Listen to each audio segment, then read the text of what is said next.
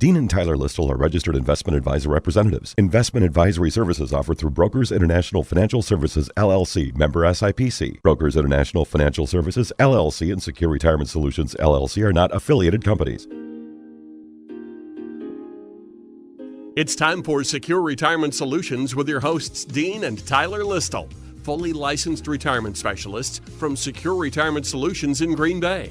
Now, here are your hosts, Dean and Tyler. Good morning, and thank you for joining us today. Tyler and I will discuss topics that affect your retirement, such as investments, income planning, Social Security, and much more.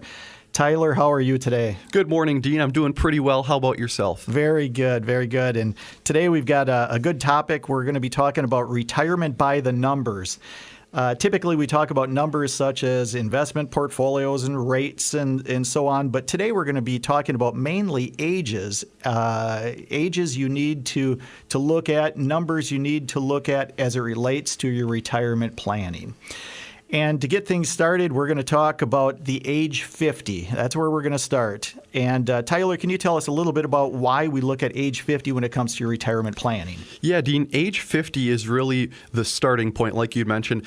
That's where at this point we want to get serious about saving for retirement. We want to really put money away at the age of 50. You know, your kids are growing up a little bit, and you're paying down that mortgage, different debts, and you also don't want to lose sight of retirement. So this is where you really want to get serious, get your plan in place, and put money away for retirement. And age 50, that is the age that you can use the catch-up provision, is what it's called by the IRS. And what that means is for different retirement accounts, you can contribute more than you would under age 50. So for example, with a traditional IRA and a Roth IRA, you can contribute $5,500 under age 50. Then when you hit age 50, it bumps up an extra $1,000 to $6,500 per year. And also with your 401ks out there, you can contribute $18,000 under age 50 per year. Then when you hit 50, the IRS grants an extra $6,000 up to $24,000 per year. So the IRS, too, they're looking at this as the catch-up year where at 50 you really want to get serious about retirement. Okay, and we sort of use that as a triggering option where we figure if the IRS is starting to say you need to get serious about putting money away in retirement IRAs or 401ks, we also look at that as a start to look at your financial plan. We put together financial plans, retirement analyzers. They're complimentary. There's no obligation. Work with an advisory firm that'll put one together for you. But also remember, we like the early 50s, mid 50s to start looking at retirement planning. However, it's very important to know that it's never too late, whether it's in your 60s, late 50s. Whenever you put together a retirement plan, a financial plan, it's going to give you some guidance. So just understand, yes, 50 is a sweet spot. We like to get started there. However, it is never too late. The next number we're going to look at is 55, and this one is a bit unique. What this does is it allows an employee who retires, quits, or is fired at age 55 to withdraw without penalty from their 401k. Now, understand that that's extremely important to know because between the ages of 55 and 59 and a half, if you lose your job, retire, quit, you can still pull money from your 401k now that you're no longer associated with the company. As long as it's still in that company-sponsored 401k, you can pull it without 10% penalty from the IRS. However, if that money has been rolled over into a traditional IRA, which you hear a lot of advisory groups and financial firms say, roll over your money, and they put it into an IRA. Once that happens, you no longer qualify to be able to pull money between the ages of 55 and 59 and a half from that 401k that's been rolled over. So if you're dealing with an advisory firm that doesn't question you enough and you are between 55 and 59 and a half, and they immediately say, roll over your money with me, I'll put it into an IRA, either they're not looking out for your best interest or they absolutely overlook the obvious. So slow down a little bit. Make sure if you deal with an advisor, they understand that you're no longer working, but you're not 59 and a half years old, because many times the best place to keep your money at that particular time, if you're going to need it, is in that existing 401k. Tyler, did I miss anything there with a 55? No, but one thing that's very important to note there is that once the money is rolled over from a 401k to an IRA, then before 59 and a half, you're going to be hit with a penalty if you withdraw. So a lot of people ask, well, what about my IRA? You know, I retired, I have at 55, I have a 401k, but I also have another IRA. Can I withdraw from that without any type of IRS penalty? And the answer is a strict no.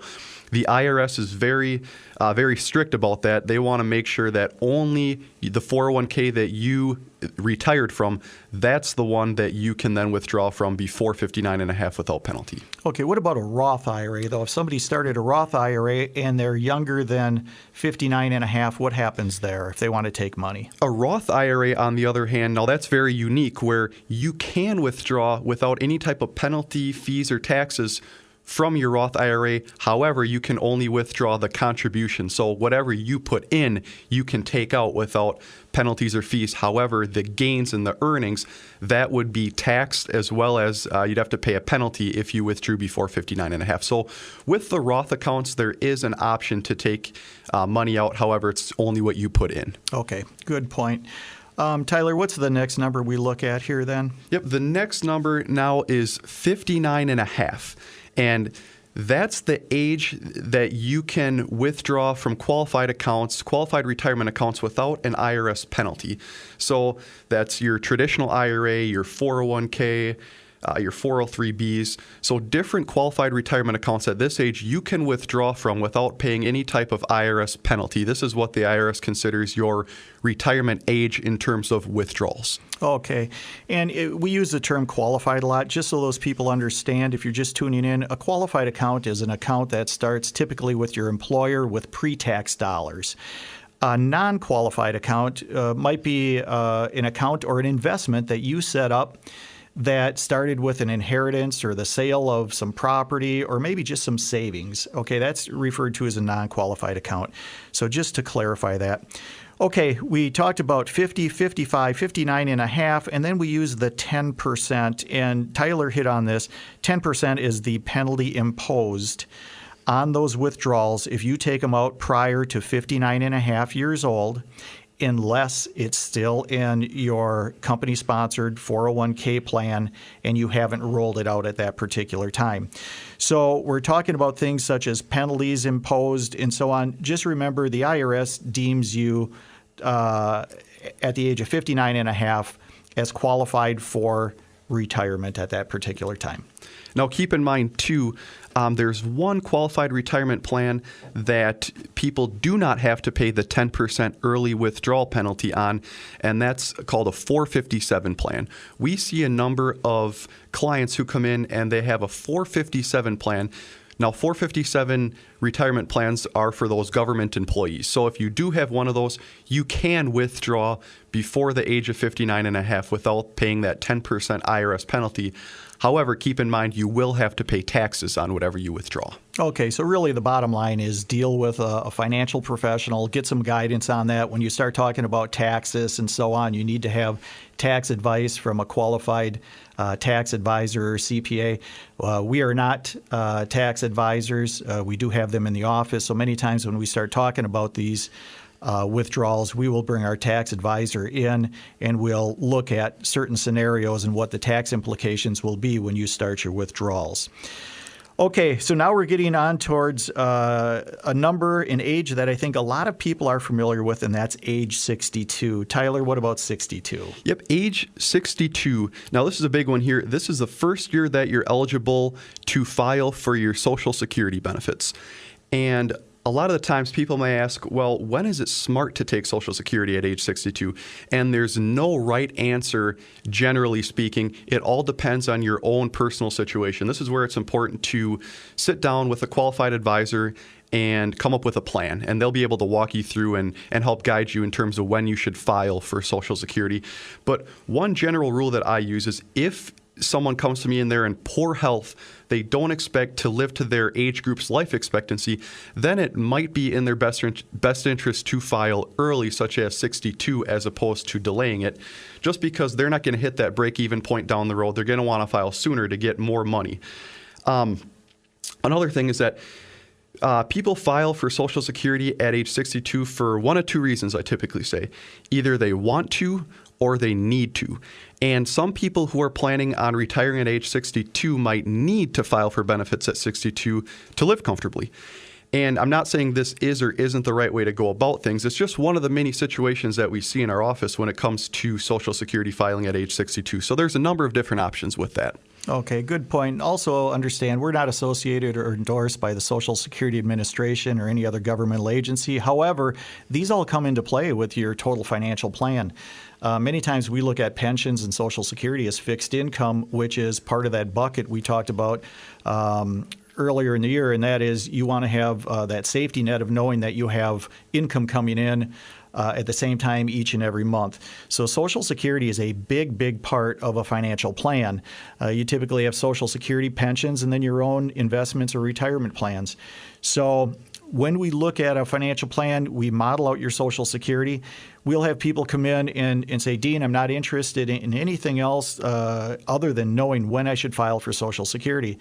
And I will explain to them, I really can't give them a good, confident answer because unless I know their health history, unless I know their debt situation, their desires when they want to retire, and the other income they have, how can you model out a Social Security situation for somebody without knowing those things? I think we would be sending them down the wrong road. So again, we will have a fact-finding session, discuss these items, and then make recommendations on Social Security. And for those of you who are just tuning in, my name is Dean Listle. I'm here with Tyler Listle. We're both investment advisors with Secure Retirement Solutions, located on Allied Street in Green Bay. If you have any questions about the topics in today's show, you can call us at 920-347-9888, or you can get our contact information from our Facebook pages. My Facebook page is Dean Listle, Listle, Secure Retirement Solutions, or Tyler Listle at Secure Retirement Solutions. Okay, so we hit on 62. That's when we're going to first file for Social Security if it's in your best interest. The next number we have here is 65. Okay, Tyler, what about 65? The age 65 is the age to apply for Medicare Part A.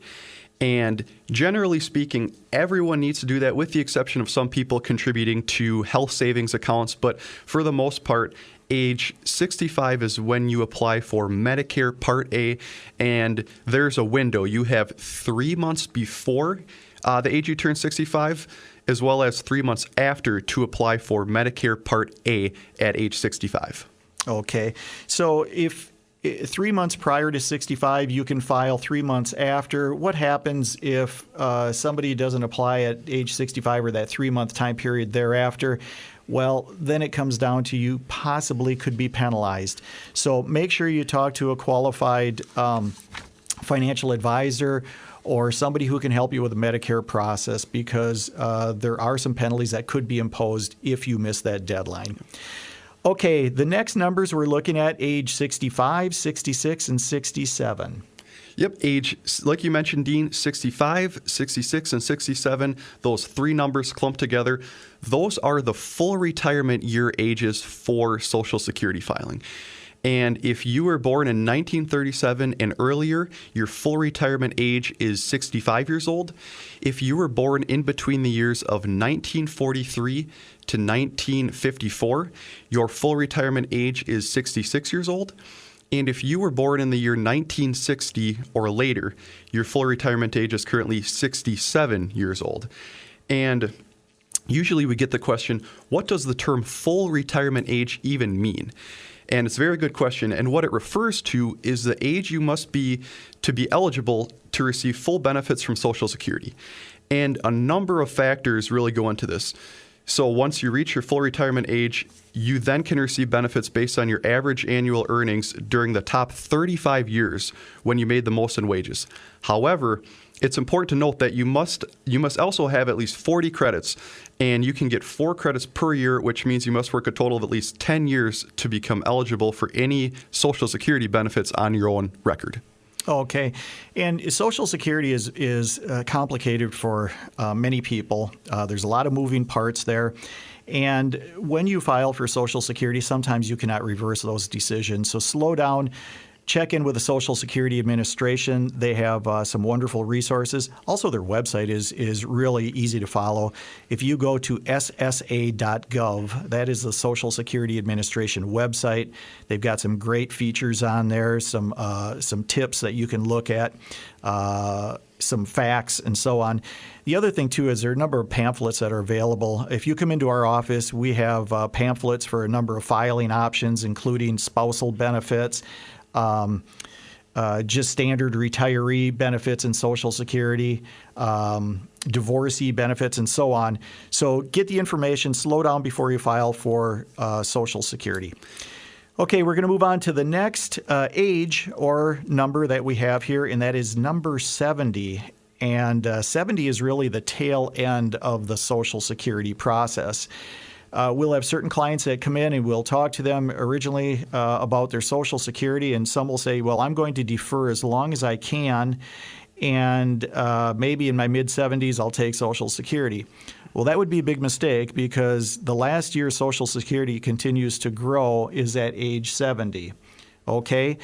Also, understand, too, that when you are talking to people about filing for Social Security and they just make a blanket statement such as, hold off as long as you can because you'll make more money, I don't know if that's necessarily a service or a disservice because, again, Social Security is very personal. It's based on your health history. It's based on what kind of debt you're going to take with you into retirement. It's going to be based on the monies that you have set aside. So to just say that deferring your Social Security is the best thing or taking it early is the worst thing isn't necessarily true. It's personal. You need to look at your total financial situation before filing. Yeah, and Dean, there's a really basic premise here with the age of 70 years old, and it's that it doesn't pay to delay your Social Security beyond 70 years old, because at that point, you're just leaving money on the table. You're not collecting those benefits. And I know we're talking a lot about Social Security. A lot of the ages that come up have to deal with Social Security. And again, there's no right or wrong time to file. It all depends on your own personal situation. And as you mentioned, Dean, it's important to sit down and formulate a plan where we can go model it out and see what would best suit you in terms of filing for Social Security. Okay, now the next two numbers are not ages, they're percentages. We're looking at 6% and 8%. And these relate to Social Security since we're on that topic. If we look at 6%, what that means is from 62 years old until your full retirement age, whether it's 65, 66, or 67, each year that you defer means that you are not taking the benefit yet. You're allowing it to grow a little bit. As we say in the office, we're letting it marinate. We're letting it grow. If you allow it to grow from 62 till your full retirement age, each year it'll grow approximately 6% up until your full retirement age. So that falls into your retirement plan. Have somebody model out your Social Security to determine whether you delay it a year and get an additional 6% or you take it at a certain year. Once you hit your full retirement age until age 70, if you're not taking Social Security and letting it defer, it will grow then by approximately 8%. So you can see the growth that you can get in your Social Security by allowing it to defer. But again, to say that there's any particular age without knowing your own financial situation or debt situation or health history is probably not the right thing to do. Have it modeled out. Tyler, am I missing anything with the 6 and 8%? Well, this is why it can be important to delay if possible, simply due to the growth. And especially now that we see in our office, we see a lot of clients that are living longer. Generally, our general population, there's longer life expectancies, and people are retiring later and later.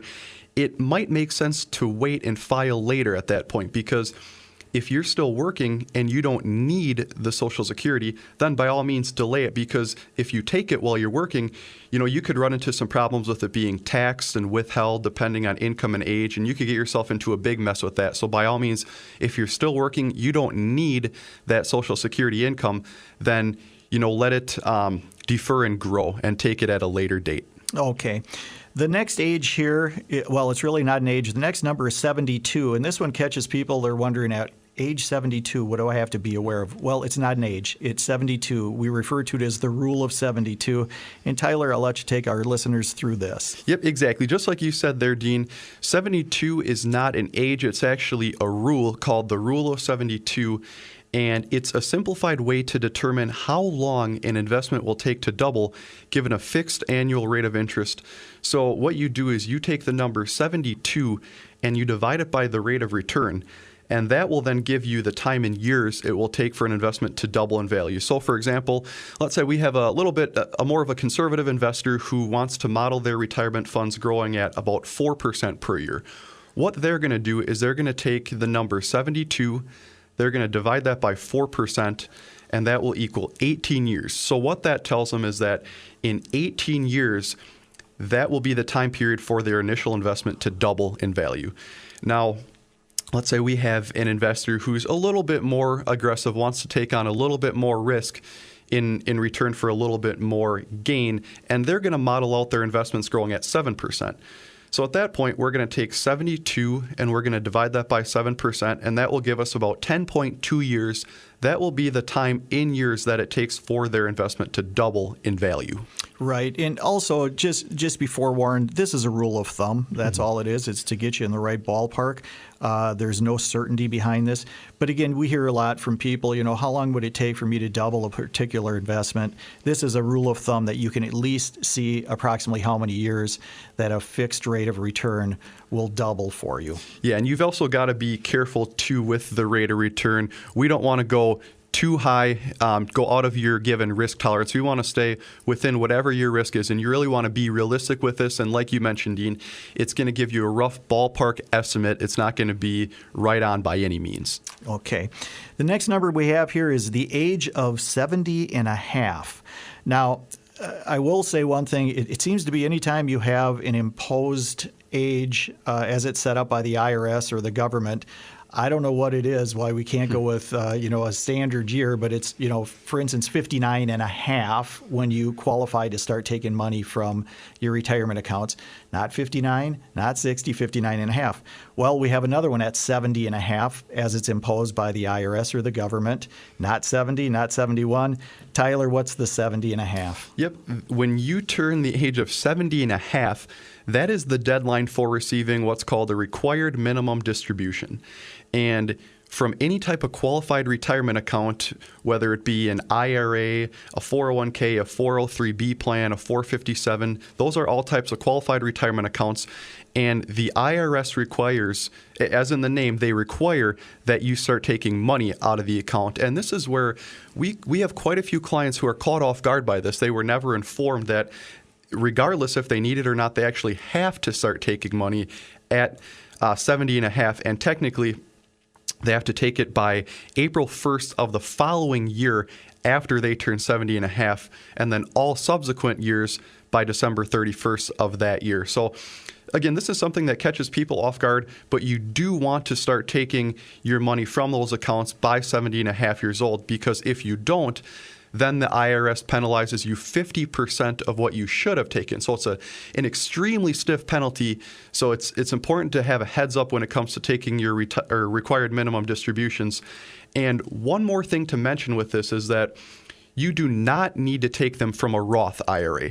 It's another huge advantage with a Roth IRA where you had already paid taxes on it, so you don't have to take any required minimum distributions from a Roth account. Okay, what about an investment that you set up with savings? Do you have to take it from that account? No, you don't have to take it from that either, and that's a very good question. Usually we have clients that come in and they have what's called a non-qualified account. And that is money, like you mentioned, Dean, that they might set up with checking or savings, and they just invest as they please. They want to invest for whether it be for retirement or for different expenses before retirement. You also don't have to take it from those accounts. And one other place you don't have to take it from is if you're still working at that point and you're 70 and a half years old and you have an active 401k through your current employer, you don't have to take it from that 401k. However, you still do have to take it from other IRAs that you may have, other old orphan 401ks, but not from that active 401k. Okay, so we do have a couple of clients that each year will say, well, I'm not going to let anybody tell me what to do. I'm not going to take money from that account, even though I have to. Well, as Tyler said, there's a stiff penalty. You're going to be penalized half the amount that you're required to take, and then you're still required to take the money. So, of course, we recommend you take it. But what happens to those people who prior to 70 and a half, they're already taking withdrawals from those accounts just to keep their retirement plan going? It's a standard procedure. That's why you worked all your life, so you could accumulate this money and then start taking income from it. If you're already taking income from those qualified accounts, those qualified investments, and you're meeting the percentage for required minimum distribution, you do not have to take your required minimum distribution on top of those withdrawals, correct? That's correct. And the actual required minimum distribution amount changes from year to year.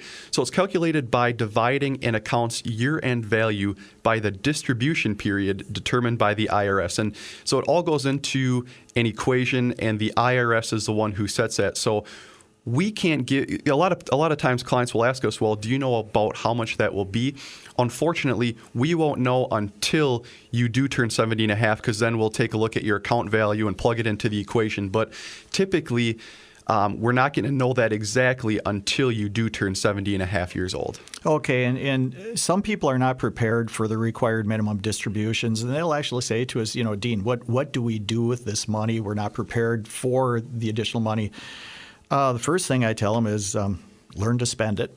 Okay, that's a really good thing to learn to do. Some people aren't too familiar with that process. They've accumulated money through their whole life. Once they hit retirement, it's a little bit odd to be able to spend money. So we said learn to spend it. Some people want to reinvest it, and if your financial plan requires that you're having to reinvest it, of course we can do that. Unfortunately, you really don't have a couple of things going for you at that particular time, which is time. Okay, as we get older, investments, especially in the market, tend to pick up momentum because they have time on their side and they have compounding interest. So many times you don't have that on your side. And there's a third thing you can do, and that is, tithe and give the money away. It sounds like an odd thing to do, but those are three options. You can reinvest it, learn to spend it, tithe and give the money away. And the last one that we're really actually seeing more and more people do right now is fund life insurance policy for their loved ones. They're able to then take some of that money and make it multi-generational, and they can create a benefit for their loved ones, family members, whoever they want to, should they pass away. Yep, and again, like you mentioned, Dean, really there's three things when you're taking your required minimum distributions. The three options are you can either spend it, you can gift it, or you can reinvest it. Good point.